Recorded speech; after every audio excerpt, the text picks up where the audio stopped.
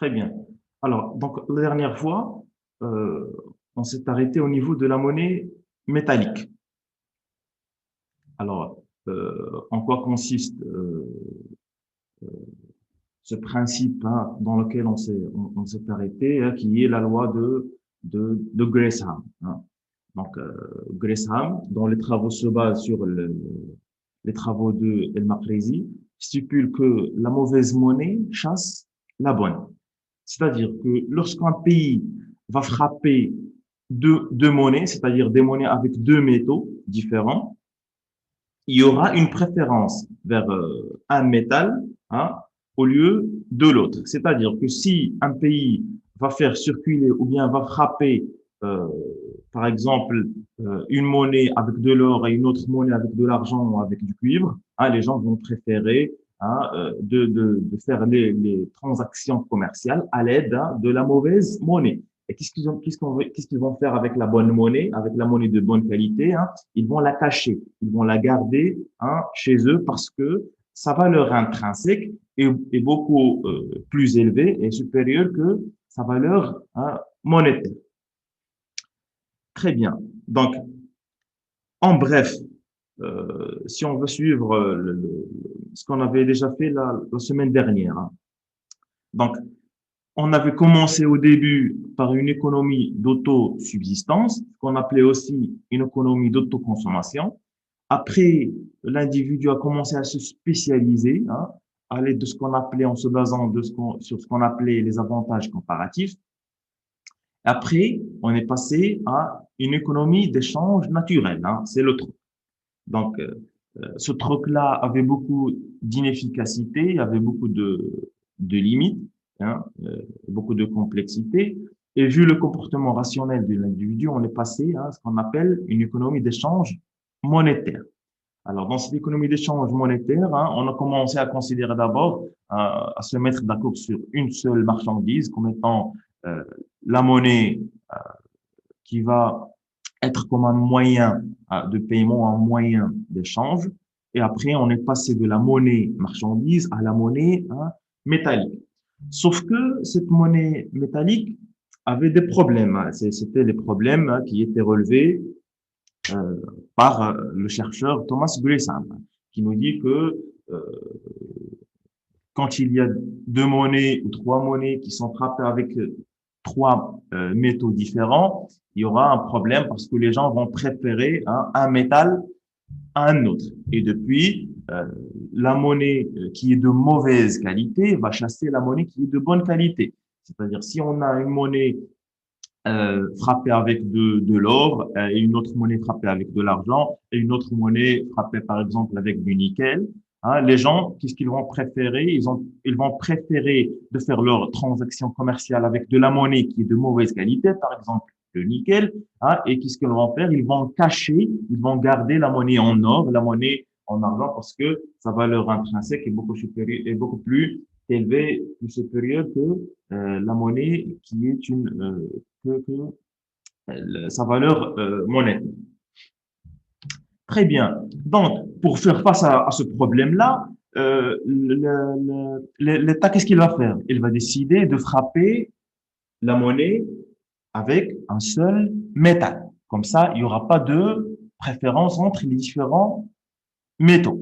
Donc, automatiquement, il y aura une seule monnaie qui circule. Donc, automatiquement, les gens vont faire leurs transactions commerciales avec cette seule et unique monnaie qui est en train de circuler.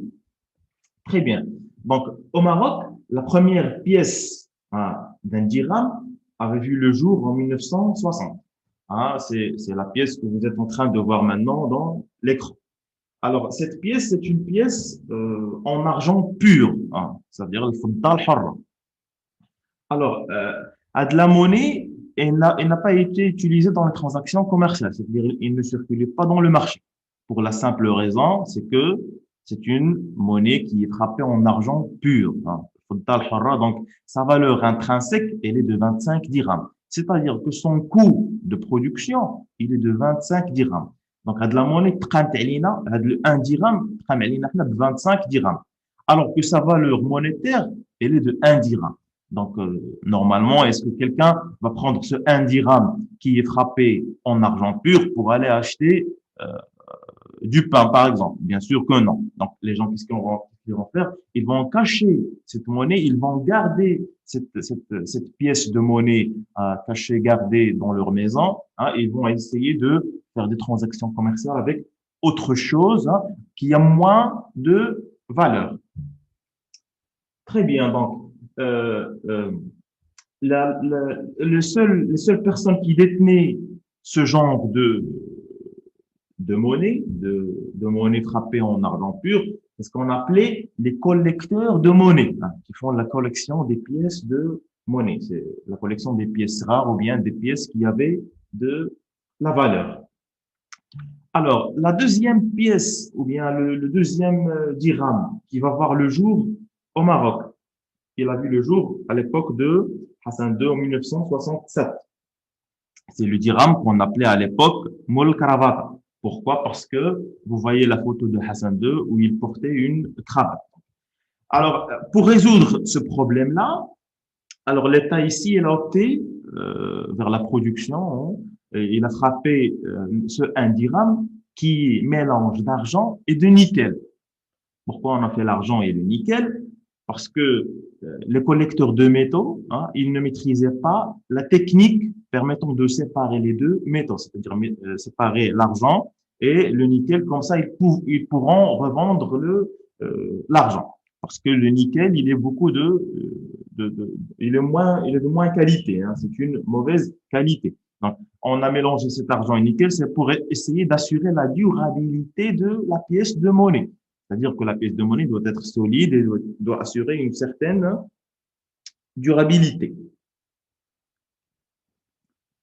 Très bien. Alors, la troisième pièce qui a vu le jour au Maroc, c'était en 1974, était également en nickel. Donc, maintenant, la monnaie qu'on est en train de produire au Maroc et partout dans le monde, c'est une monnaie qui est de mauvaise qualité. Généralement, c'est de la monnaie qui est en nickel. Pourquoi? Parce que, comme avait dit Ingrissam, hein, la mauvaise monnaie chasse la bonne. Donc, automatiquement, qu'est-ce qu'il faut faire? Il faut produire, il faut frapper de la monnaie avec de la mauvaise qualité. Une monnaie de mauvaise qualité, maintenant, on est en train d'utiliser généralement à la matière du nickel. Donc, maintenant, dans la production de la monnaie, pourquoi on fait du nickel? Parce que, d'abord, il n'a pas une valeur trop élevée, trop importante, mais en même temps, il peut assurer une certaine durabilité. Alors, au début, avant d'arriver au nickel, on avait également des pièces en argent, des pièces en or, hein, maintenant qui restent seulement des pièces de monnaie qui sont symboliques. C'est-à-dire qu'ils sont émis par la Banque centrale, par exemple, au Maroc, ou partout dans le monde, mais ce sont des pièces de monnaie qui ne sont pas utilisées dans les transactions commerciales. Donc, maintenant, ce qu'on produit et ce qu'on utilise en tant que transaction commerciale, c'est de la monnaie de mauvaise qualité. La monnaie de bonne qualité, ça reste comme un symbole de souveraineté. On va voir quelques exemples ici.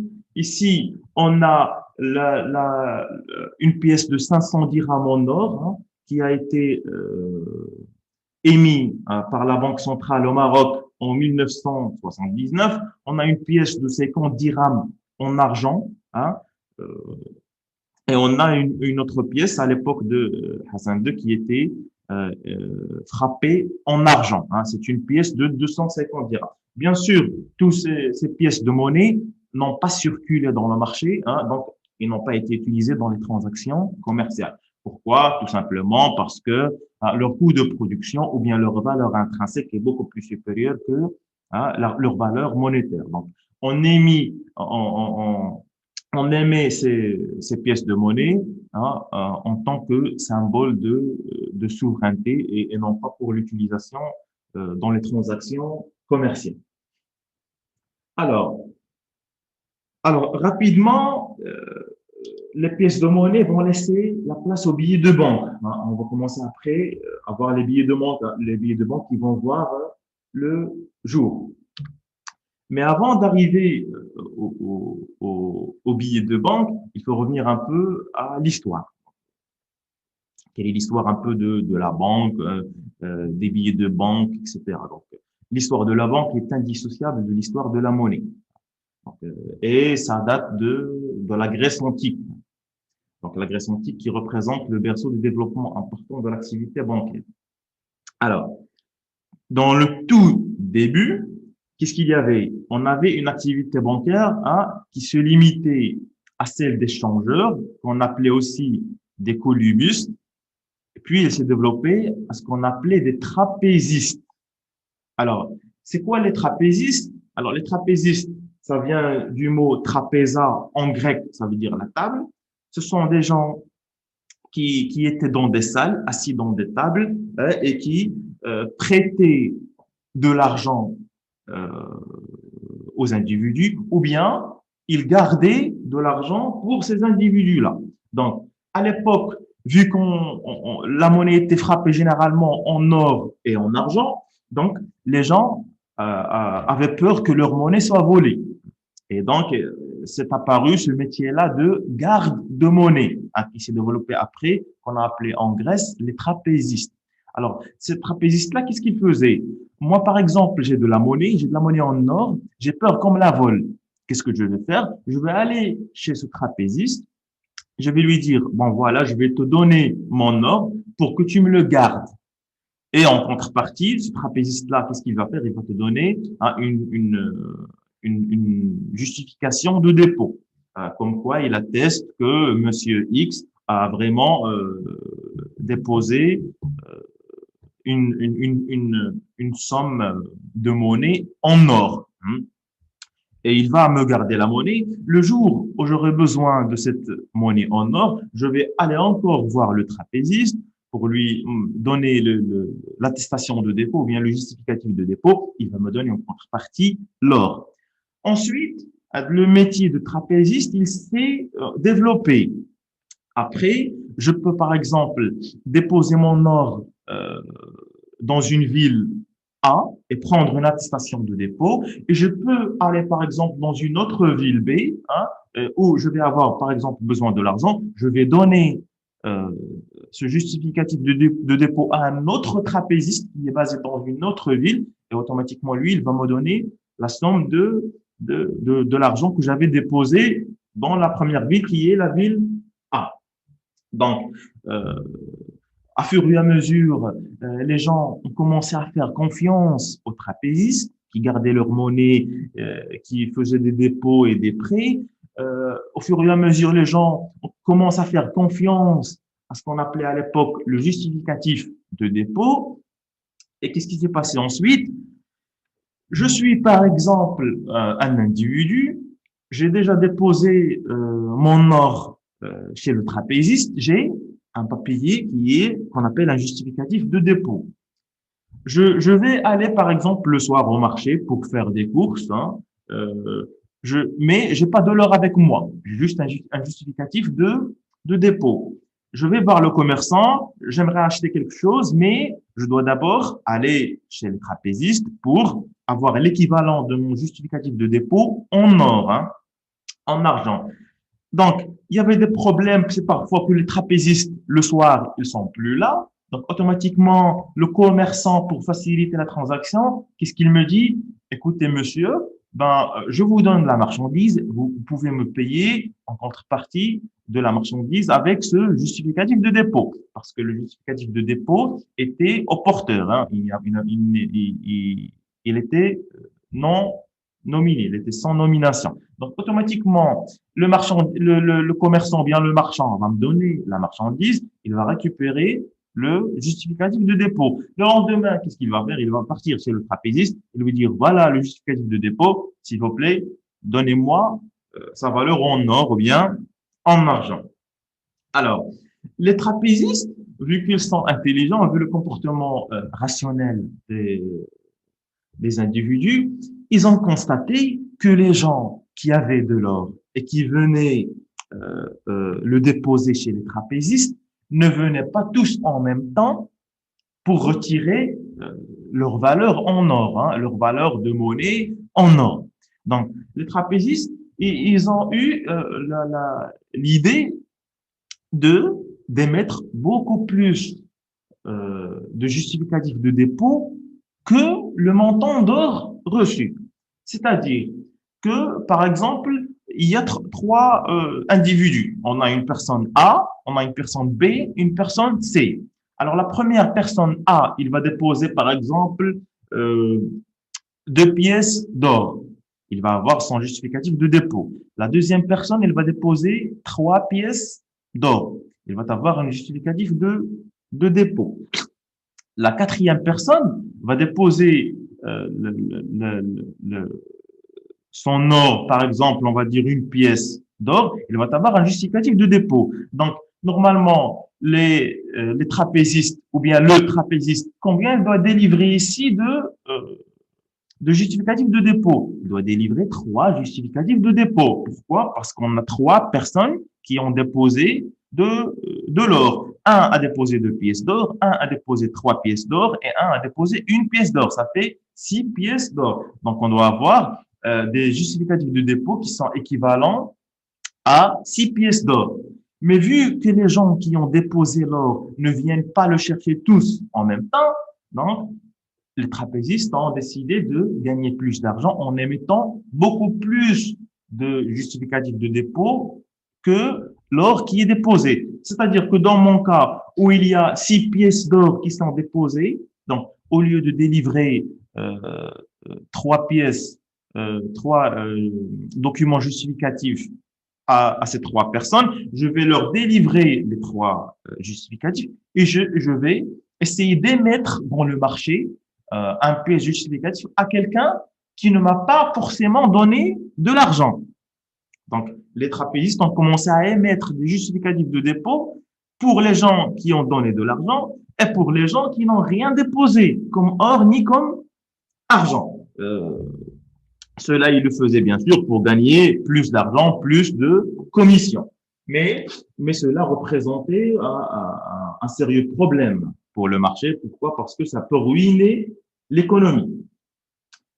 Donc, automatiquement, avec le temps, l'État a arrêté ce système-là de trapéziste avec la naissance de ce qu'on appelle la banque centrale. Donc, avec le retour de l'État central, il décide de mettre fin à ce système de trapézistes puisqu'il entraînait un vrai danger et peut, comme on avait dit, ruiner l'économie. Mais bien sûr, les intérêts et les droits des gens qui possèdent des certificats d'or ont été bien réservés par l'État. Donc, il suffit que ces gens présentent leur certificat à un agent de l'État et que cet agent va leur donner en contrepartie leur somme d'or ou bien d'argent qu'ils ont déjà déposé chez un trapéziste. Après cela, l'État, qu'est-ce qu'il a fait? Il a commencé à produire des billets de banque. C'est-à-dire que quand vous allez déposer de l'or ou bien de l'argent, on va vous donner en contrepartie des billets de banque. Et c'est là où a commencé euh, la naissance des billets de banque. Très bien. Alors, donc, ici, le mot trapéza, il est toujours utilisé en grec, s'il veut dire la table, mais c'est aussi la Banque nationale de Grèce. Ethnique trapeza tis elados. C'est la banque centrale en Grèce, c'est l'équivalent de Banque del Maghreb chez nous, Oman. Très bien. Donc, comme on a dit, les pièces de monnaie ont été remplacées par les billets de banque. Les billets de banque, c'est un moyen de paiement qui est imprimé sous forme de papier, émis le plus souvent par la banque centrale ou bien par l'institut d'émission du pays. C'est ce qu'on appelle l'institut émetteur. Donc, euh, qui est l'institut qui frappe ces billets de banque ou bien ces pièces de monnaie? C'est ce qu'on appelle Darska. C'est l'hôtel de la monnaie. C'est l'institut qui est chargé de frapper la monnaie. Pourquoi? On essaie d'éviter. Alors, très bien. Donc, je vois ici quel- quelques étudiants qui sont en train de lever la main. Alors, mhm.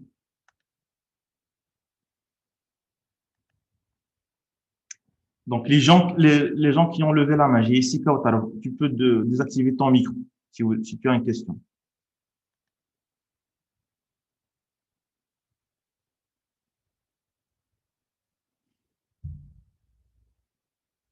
Très bien, donc je continue. Alors, je disais que les billets de banque étaient frappés par ce qu'on appelait l'hôtel de monnaie, qui est Darska, qui est une entreprise autonome. Son principal client, c'est la banque centrale. C'est une imprimerie qui travaille également avec les entreprises privées, avec les étrangers. La seule différence qui existe entre Darska ou bien l'hôtel de la monnaie et les autres imprimerie, c'est que Darska est autorisé à liquider des billets de banque par un daher. Il est autorisé par un daher à liquider les billets de banque et à frapper des pièces de monnaie au Maroc. Alors, Darska, ou bien l'hôtel de monnaie, il s'occupe aussi de la fabrication des pièces de sécurité. Exemple, les passeports, les cartes d'identité nationale, les permis de conduite, les carnets de chèques. Donc, c'est Darska qui produit l'ensemble de ces documents. Pourquoi on a unifié la production de ces documents chez Darska ou bien chez l'hôtel de monnaie? C'est pour essayer de faire face à ce qu'on appelle la contrefaçon de billets, la contrefaçon de la monnaie, ou bien le faux monnaie,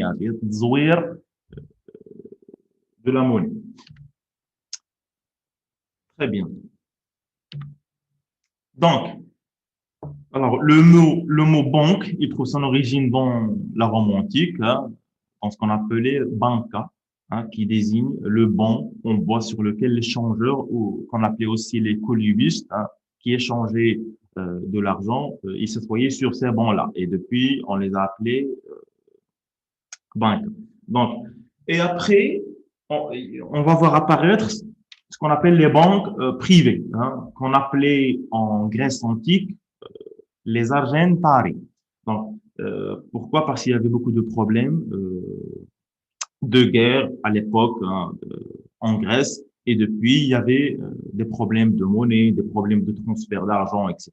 Donc, c'est ces banques privées, les argentarii, qui vont jouer le jeu d'agents de change, de changeurs de monnaie, etc., de manière beaucoup plus facile et beaucoup plus fluide. C'est comme on pouvait dire, c'est un marché noir. Très bien.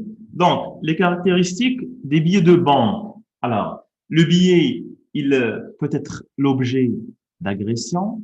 On peut même le laver, il retrouvera toujours sa forme. Donc, première caractéristique, c'est qu'il retrouvera toujours sa forme. Il doit assurer une certaine durabilité. La deuxième caractéristique, c'est que le billet de la banque est un billet en coton à 100%. Pourquoi? Pourquoi c'est un billet en coton? C'est parce que si on va fabriquer un billet avec du papier, au bout d'une semaine, il sera plus utilisable. C'est le coton qui donne une certaine durabilité, une certaine pérennité à l'argent qui circule. Pourquoi? Parce que l'argent circule d'une main à une main, donc euh, pour assurer une certaine durabilité, un billet de banque est fabriqué et frappé en coton, 100% en coton. Le billet de banque aussi comporte ou contient un fil de sécurité qui est imprimé dans la masse. Cela veut dire qu'on va ajouter le hecto du papier à son verso via une machine qu'on va presser pour faire ce qu'on a pour faire sortir ce que l'on appelle l'impression en taille double. Donc, c'est une impression qui se fait selon une technique traditionnelle qu'on appelle la technique de gravure, c'est-à-dire qu'on a des plaques qui ont été conçues pour imprimer le billet. On remplit la plaque avec de l'encre et du coton. En utilisant cette machine, tout simplement, on va presser pour faire sortir les billets. Alors, c'est d'ailleurs la raison pour laquelle le billet est peut-être touché, il peut être regardé, hein, et on peut le reconnaître en le voyant ou bien en le touchant. Le toucher, c'est pour les personnes, les non-voyants.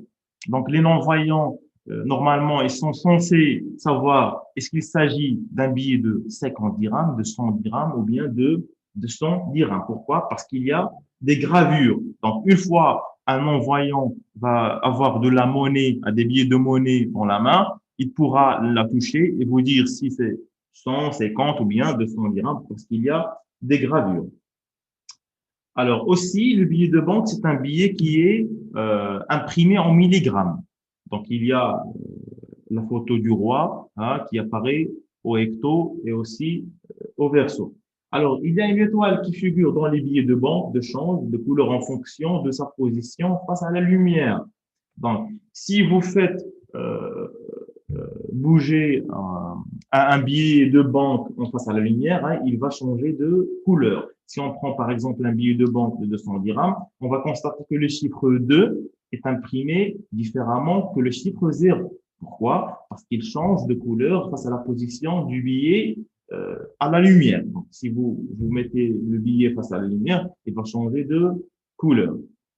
Donc, ces billets de banque, ils présentent des micro-caractères qui sont visibles face à la lumière ultraviolet. C'est-à-dire que lorsqu'on remet généralement, surtout dans les pays développés, et ça commence aussi ici au Maroc, quand vous allez dans une banque par exemple, vous allez donner, je sais pas moi, une somme d'argent, 2000 dirhams, pour la déposer dans votre compte bancaire. Le banquier, la première chose, le chargé d'opération bancaire, qu'est-ce qu'il va faire? Il va prendre la monnaie, il va la mettre dans une machine. Alors la machine, il sert à compter la monnaie, mais en même temps à détecter les faux billets. Comment on arrive à détecter les faux billets? Grâce à cette technique de micro-caractères et de lumière ultraviolet. Donc, si le billet est un billet qui est vrai, les micro-caractères vont apparaître en vert, parfois en orange. Donc, ils vont apparaître au niveau de la lumière. Si c'est non, si les couleurs n'apparaissent pas, c'est-à-dire que c'est un faux billet, qu'on appelle un billet compassé. Alors, maintenant, comme on avait dit, il y a beaucoup de tentatives de contrefaçon et de faux monnayage. Donc, la contrefaçon ou bien le faux monnayage, c'est quoi? Hein? C'est l'infraction consistant à fabriquer et à détenir ou à utiliser de la fausse monnaie. Donc, quel est l'état de la contrefaçon au Maroc? Alors, au Maroc, la Banque centrale récupère des millions de dirhams, des billets compassés, des faux, des faux billets. Mais comment ça se passe? Alors, un individu, par exemple, il va déposer 1 million de dirhams dans son compte bancaire. Lorsqu'on récupère le lot de billets généralement à la banque, on ne va pas gaspiller beaucoup d'argent pour vérifier les billets. Donc, on récupère les billets. Alors, la machine va faire le travail de comptage, etc. Et après, on va déposer cette monnaie-là où? Dans la banque centrale. On va déposer cette monnaie-là chez la banque centrale. Alors, la banque centrale, qu'est-ce qu'il va faire?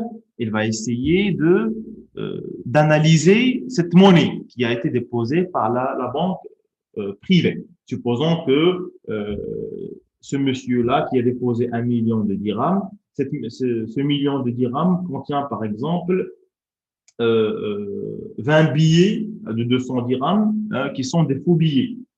Il va déposer, par exemple, je dis n'importe quoi, il va déposer ces millions de dirhams au niveau de la BMCE. La BMCE va prendre cet argent, il va le déposer auprès de la banque centrale.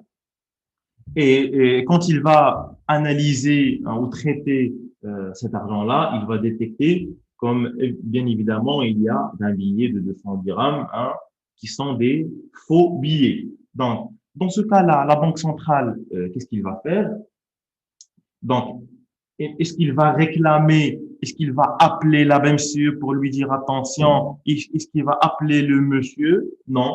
Alors, la Banque centrale ne va même pas l'annoncer à la BMCE. Il va juste réduire la valeur de ces billets du compte de la BMCE à la Banque centrale. Donc, les 1 million de dirhams vont devenir 1 million de dirhams moins les billets qui sont faux, c'est-à-dire moins les 20 billets de 200 dirhams qui sont faux. Et on ne va pas informer le grand public. Pourquoi? Parce que ça va effrayer les gens. Et parce que la monnaie est basée sur la confiance des gens. Et si on dit qu'il y a de la fausse monnaie qui circule, les gens vont s'effrayer. Ils ne vont plus avoir confiance en cette monnaie qui circule. Donc, automatiquement, la Banque centrale ne va rien dire, mais il va diminuer la valeur de l'argent déposé chez elle par la banque, la BMC. Alors, maintenant, on va passer au chapitre suivant, on va passer aux formes de la monnaie. Alors, dans le chapitre 1, on va voir d'abord quelles sont les formes de la monnaie, en quoi consiste la monnaie, quelles sont les fonctions de la monnaie et à quoi sert la monnaie. Alors, les formes de la monnaie. Il existe 3 formes de monnaie. On a la monnaie métallique, on a la monnaie papier. La monnaie métallique, c'est les pièces, et la monnaie papier, c'est les billets. Donc, ces deux-là, monnaie métallique et monnaie papier, c'est ce qu'on appelle la monnaie fiduciaire. Alors que le deuxième type ou la deuxième catégorie de monnaie, c'est la monnaie scripturale. Ensuite, on a ce qu'on appelle la monnaie électronique. Donc, la monnaie fiduciaire, c'est la monnaie comprenant les pièces, les billets de la banque. Il se caractérise par le fait que sa valeur est déterminée par la confiance qu'il lui accorde ses utilisateurs plutôt que par son coût de production. C'est la différence qu'on a fait entre valeur intrinsèque et valeur de production. La valeur intrinsèque, c'est ce qu'on a appelé ici le coût de production, alors que sa valeur monétaire, euh, c'est la valeur qui est déterminée par la confiance que lui accordent ses utilisateurs. En d'autres termes, cela signifie qu'un billet de 500 dirhams vaut cette valeur non en raison de son coût de production, mais en raison du fait que les utilisateurs considèrent que ce billet leur permettra d'acquérir un bien ou un service d'une valeur de 500 dirhams, par exemple. Donc, le coût de production d'un billet, par exemple, de 200 dirhams, il est de, je dis n'importe quoi, il est de 10 dirhams. Donc, la valeur intrinsèque d'un billet de 200 dirhams, il est peut-être de 10 dirhams, mais sa valeur monétaire, elle est de 200 dirhams. On s'est mis d'accord sur le fait qu'avec ce billet, on peut acheter quelque chose, un bien ou un service qui vaut 200 dirhams. Alors, la monnaie fiduciaire, elle représente une fraction qui est très limitée, donc environ 15% de la masse monétaire en circulation dans le monde entier. Pourquoi c'est une fraction qui est très limitée? Parce que la plupart des entreprises, la plupart des gens, etc., ils travaillent avec ce qu'on appelle la monnaie scripturale. Alors, la monnaie scripturale, c'est l'argent en chiffres enregistré dans les banques, dans les comptes courants, sous forme de ce qu'on appelle la monnaie scripturale. Donc, la possession de monnaie par un titulaire de compte est matérialisée par une écriture en compte qu'on appelle un jeu de compte ou bien un jeu d'écriture. C'est-à-dire que j'ai de l'argent dans mon compte bancaire, je peux payer directement avec une carte bancaire. Je peux émettre un chèque directement que vous pouvez déposer dans votre compte bancaire. Je peux vous faire un virement, par exemple. Donc, jusqu'à maintenant, on a effectué des opérations bancaires. C'est ce qu'on appelle des jeux de compte ou bien des jeux d'écriture, mais je n'ai pas touché de l'argent, ni moi ni vous d'ailleurs. C'est ce qu'on appelle de la monnaie scripturale. C'est le jeu de compte. J'ai de l'argent, c'est vrai, dans mon compte, mais au lieu de le faire sortir de la banque et de vous le donner, je vais passer par ce qu'on appelle des jeux de compte, des jeux d'écriture. Je vais vous faire un virement, ou bien je vais vous donner un chèque, etc. Donc, c'est de la monnaie scripturale. Donc, cette monnaie scripturale, il désigne l'ensemble des avoirs détenus dans les comptes créditeurs à vue gérés par une banque privée. Hein? Donc, normalement, avec de l'argent, euh, on paye quoi? Ça sert à quoi? Ah, c'est un moyen de paiement. Donc, lorsqu'on ne paye pas avec des billets ou bien des pièces, on parle alors de la monnaie scripturale. C'est ce qu'on a dit, c'est un jeu de compte. En d'autres termes, la monnaie scripturale prend la place de la monnaie fiduciaire et les opérations de paiement se font d'un compte à un autre. Alors, supposons qu'on a un monsieur qui possède par exemple 125 dirhams. Il va se présenter pour acheter un bien chez un commerçant. Ce dernier, il va lui dire, supposons par exemple que le monsieur, il a un compte bancaire chez la BMCE, alors que le commerçant, il a un compte bancaire, par exemple, chez Tijari Wafa Bank. Alors, le monsieur qui veut acheter, il veut acheter par exemple un bien, on va dire, supposons à 1000 dirhams. Il va donner un chèque.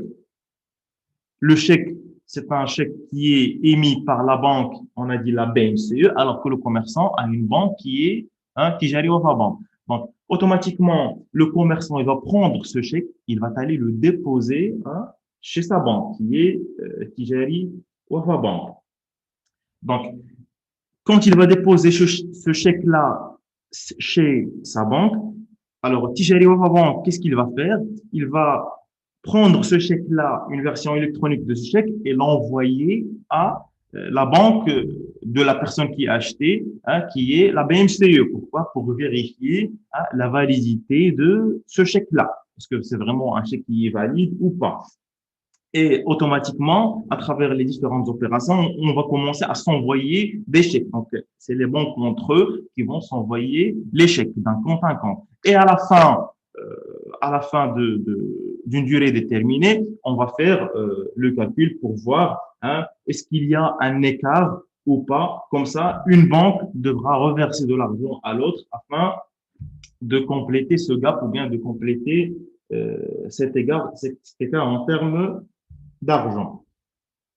Alors, si maintenant les deux banques avaient échangé les chèques, elles vont faire le calcul à la fin. Si les montants sont identiques, alors elles liquident. Et si les montants obtenus sont différents sur le compte de chaque banque, donc une des banques devra verser sur le compte de l'autre banque à travers un système électronique là le montant qu'il faut pour compléter cet écart. C'est ce qu'on appelle ici un système interbancaire de télécompensation.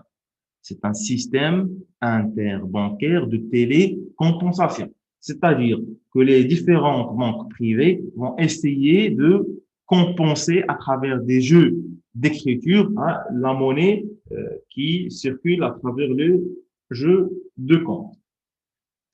Alors, on revient maintenant à la monnaie scripturale. Alors, la monnaie scripturale, on a dit c'est l'ensemble des avoirs créditeurs à vue et non pas à terme. Donc, c'est l'ensemble des avoirs créditeurs à vue. Pourquoi on a dit l'ensemble des avoirs créditeurs à vue et non pas à terme? Parce que la différence entre le dépôt à vue et le dépôt à terme, c'est que le dépôt à vue, c'est l'argent qu'on peut retirer à tout moment. C'est-à-dire, je peux déposer de l'argent à 9 heures et la retirer à 9h05. Là, c'est ce qu'on appelle un dépôt à vue. Alors qu'un dépôt à terme, le client ne peut pas retirer son argent à tout moment. Donc, la banque, par un dépôt à terme, veut chercher des intérêts et automatiquement, il va bloquer cette somme d'argent. Si je pars chez ma banque, par exemple, et je dépose à terme un montant d'argent, je n'ai pas la possibilité de retirer cet argent si j'ai pas atteint ce délai-là, ce terme-là que j'ai fixé avec la banque. Bien sûr, cela va être moyennant des intérêts.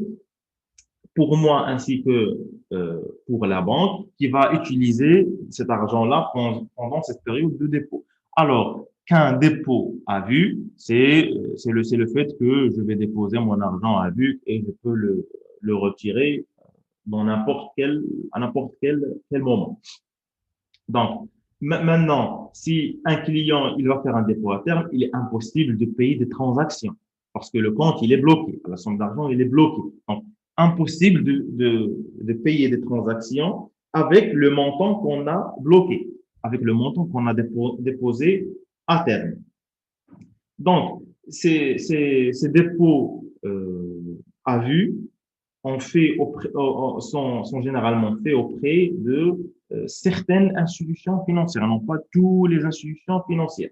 Alors, ces institutions financières, c'est généralement les banques. Il y a d'autres institutions financières qui n'ont pas autorisé à faire des dépôts à vue et à terme. Par exemple, on a Wafa Salaf, par exemple, Wafa Cash.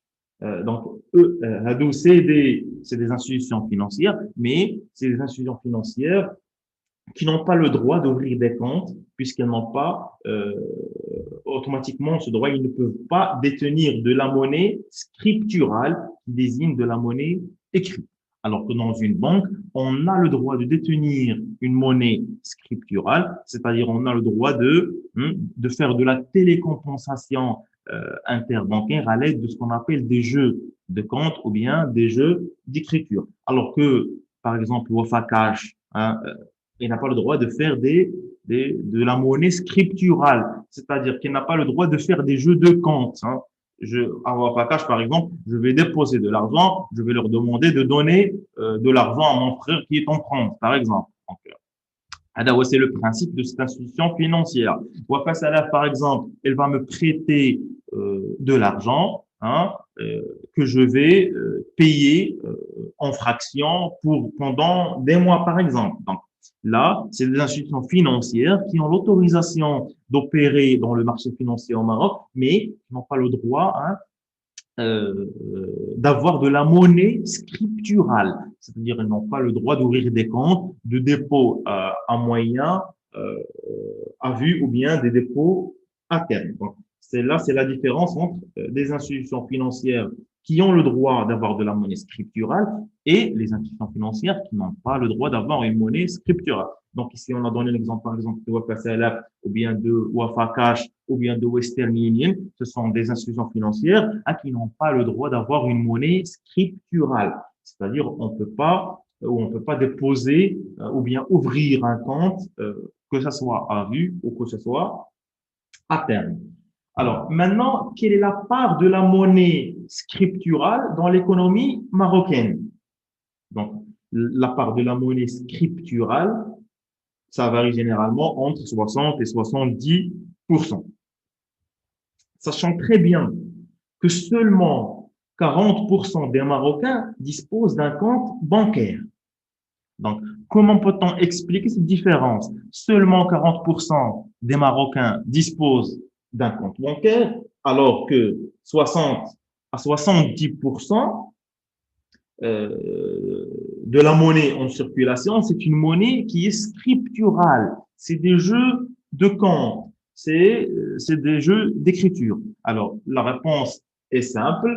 Pourquoi? Parce que la plupart des institutions ou bien des personnes morales qui font des transactions à l'aide de la monnaie scripturale, ce sont des grandes entreprises, ce sont des établissements d'État et qui font de l'échange ou bien des transactions ou bien qui assurent une circulation de monnaie avec des sommes colossales, avec des sommes trop élevées, trop importantes. Donc, automatiquement, la monnaie en circulation, le taux de monnaie scripturale en circulation, il est trop élevé par rapport à la monnaie fiduciaire. Pourquoi? Parce que la monnaie fiduciaire, elle est utilisée par qui? Par les individus, par les citoyens. Les individus et les citoyens, ils utilisent, par exemple, ils font circuler de monnaie avec des sommes moins qui sont faibles, qui sont moins importants que la monnaie qui est émise ou bien que fait circuler des établissements publics ou bien des entreprises privées, des grandes entreprises, des grands groupes. par exemple. Donc, c'est vrai qu'au Maroc, le taux de bancarisation est très faible et le taux de la monnaie, d'utilisation de la monnaie scripturale est élevé. Donc, comme je viens d'expliquer, la différence, c'est parce que les opérations en termes de manipulation de la monnaie sont faites par l'État et les grandes entreprises, les grands groupes. Ces derniers, ils ne travaillent jamais en espèces. Hein. Ils travaillent toujours avec ce qu'on appelle des jeux de compte, en utilisant toujours la technique de jeu de compte. Alors, une remarque ici, le chèque n'est pas une monnaie qu'on va dire scripturale. Le chèque, hein, ça reste un moyen de, de transaction. Alors, concrètement, ce qui se passe au Maroc, donc, supposons un monsieur X, hein, il a émis, il a payé une transaction avec un chèque bancaire. Alors, le chèque bancaire, par exemple, il est sans provision, hein, c'est-à-dire que le monsieur, il n'a pas d'argent liquide dans son compte bancaire. Et malgré cela, il a acheté un bien et il a payé ce bien en contrepartie d'un chèque bancaire. C'est ce qu'on appelle un chèque sans provision. Donc, maintenant, qu'est-ce qui va se passer au niveau de la banque, au niveau du Maroc? Alors, parce qu'on personnalise les relations avec les clients, le banquier ou bien le chargé d'opérations bancaires va prendre le temps pour appeler le client. Il va lui dire, attention, il y a un chèque sans provision qui vient d'arriver. Donc, et pour ne pas procéder de manière judiciaire, le chargé d'opération bancaire va demander hein, au client bancaire, le propriétaire du chèque, de venir le voir pour essayer d'alimenter hein, son compte bancaire, hein, pour éviter ces procédures judiciaires. Pourquoi? Parce que normalement, les banques, ils doivent éviter au maximum hein, d'entrer en conflit avec leurs clients. Donc, on doit régler le problème hein, amiablement. Donc, le chèque n'est pas une monnaie, il faut se rappeler de cela, le chèque n'est pas une monnaie, hein, mais il est un moyen de paiement. Donc, c'est un support qui facilite hein, la circulation de la monnaie scripturale. Parce que la monnaie scripturale, c'est un jeu de compte, comme on a déjà expliqué, c'est un jeu de compte, c'est un jeu d'écriture. Alors, le problème qui se pose ici, c'est comment circule cette monnaie scripturale. Comment on la fait circuler? Alors, pour la faire circuler, il y a un nombre de supports utilisés. En particulier, on a les chèques, on a les cartes bancaires, on a les virements. Donc, comme je viens de l'expliquer, donc tous ces moyens-là, hein, ce sont des moyens pour faire circuler la monnaie scripturale. Très bien. Donc, la monnaie électronique aussi, ou bien c'est l'ensemble hein, des supports électroniques. C'est l'ensemble des supports électroniques, informatiques qui permettent l'échange euh, de la marchandise, hein, sans qu'il soit sur papier ou qu'il implique une relation entre les agents de manière directe. Hein. C'est une manière indirecte d'impliquer des agents, par exemple, commerçants, banquiers et des consommateurs. Alors, les banques, ils mettent à la disposition des consommateurs des cartes de paiement. Donc, je crée un compte bancaire dans une banque. Cette banque, qu'est-ce qu'il me donne? Il me donne un chéquier, il me donne une carte bancaire, par exemple. Donc, cette carte bancaire, elle va me servir à payer hein, de manière électronique un ensemble de transactions commerciales. Donc, les banques, comme ils m'ont donné une carte bancaire, qu'est-ce qu'ils vont faire chez le commerçant? Ils vont lui donner ce qu'on appelle des TPE, terminal de paiement électronique. Alors, les terminaux de paiement électronique, hein, c'est les machines que vous allez trouver chez les commerçants où on vous demande d'insérer votre carte, de taper votre mot de passe et on vous dit c'est bon, ou bien vous avez payé, ou bien votre transaction n'est pas passée dû à un problème ou bien de connexion, ou bien de manque de provision au niveau de votre compte bancaire. C'est-à-dire ici que le commerçant il est connecté sur le réseau de la banque à travers une petite machine, hein, la petite machine qu'on appelle TPE, terminal de paiement électronique. Donc, maintenant, le commerçant qui a la carte de crédit du client, il peut se présenter dans des grandes surfaces ou dans des commerces. Hein, au lieu de payer en espace ou de payer par chèque, il peut payer par carte. Et le paiement par carte est beaucoup plus intéressant que le paiement par chèque, parce que le paiement par chèque, hein, ne se fait pas immédiatement. Je dois déposer le chèque et après le commerçant il va prendre les chèques hein, et il va les déposer chez sa banque. Sa banque va prendre ces chèques-là et envoyer aux banques hein, des propriétaires des chèques pour vérifier si vraiment hein, le compte bancaire dispose de liquidité ou bien c'est un chèque qui est sans provision. Alors que la carte bancaire, c'est un moyen de paiement qui est immédiat. Donc, immédiatement, si on paie par carte, on ne peut pas faire marche arrière. C'est un paiement qu'on peut appeler irrécouvrable. Donc, alors, la monnaie électronique, il prend généralement deux formes. On a une monnaie qui est virtuelle et on a une monnaie, qu'on va dire, électronique. Alors, la porte électronique, donc la porte de la monnaie électronique, c'est les cartes de crédit de dernière génération. On appelle des cartes à puce, la monnaie virtuelle, donc c'est l'ensemble des paiements via Internet. La monnaie, la porte-monnaie électronique, donc c'est l'ensemble des cartes de crédit dernière génération, comme les cartes à puce. Alors que la monnaie virtuelle, c'est l'ensemble des paiements hein, qui sont effectués via Internet. Donc, j'entre dans un site de commerce international, par exemple, je vais acheter un bien, je vais payer automatiquement via mon compte bancaire. Hein, c'est ce qu'on appelle de la monnaie virtuelle. Alors que la porte-monnaie électronique, c'est par exemple, c'est les cartes à puce de dernière génération. Ou bien, je ne sais pas si vous avez déjà vu la technique qui a été inventée par Amazon. Une fois vous entrez, vous avez une puce sur vous, hein, automatiquement vous passez à côté d'un produit, il le détecte et quand vous allez sortir, vous allez être facturé automatiquement sans insérer ni carte bancaire, ni mot de passe, ni quoi que ce soit. Donc, ça, c'est ce qu'on appelle la porte-monnaie électronique. Alors que les différents paiements effectués par Internet, c'est ce qu'on appelle de la monnaie virtuelle. Très bien. Alors, donc, je vais arrêter ici. Est-ce que quelqu'un de vous a une question?